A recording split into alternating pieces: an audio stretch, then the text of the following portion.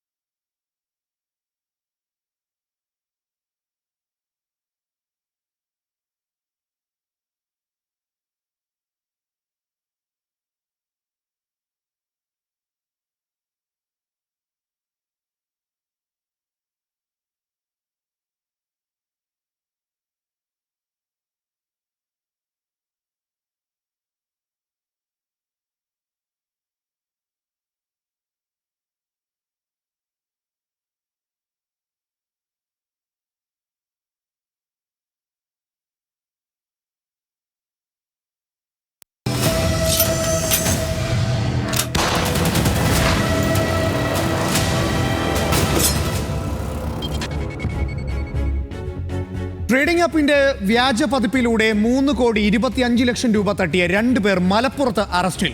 അരീക്കോട് സ്വദേശികളായ അഹ്ലദ് ഷാദിൽ, മുഹമ്മദ് ഷാഫി എന്നിവരാണ് police arrest ചെയ്തത്. പ്രതികളുടെ പേരിൽ സംസ്ഥാനത്തിന് പുറത്തുള്ള ബാങ്ക് അക്കൗണ്ടുകൾ വഴി പണം സ്വീകരിച്ചെന്നായിരുന്നു തട്ടിപ്പ്.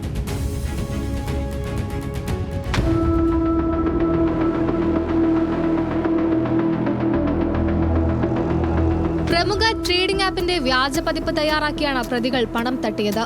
ആദ്യം നിക്ഷേപകരെ കൊണ്ട് മൊബൈൽ ഫോണുകളിൽ വ്യാജ ആപ്ലിക്കേഷൻ ഇൻസ്റ്റാൾ ചെയ്യിപ്പിച്ചു.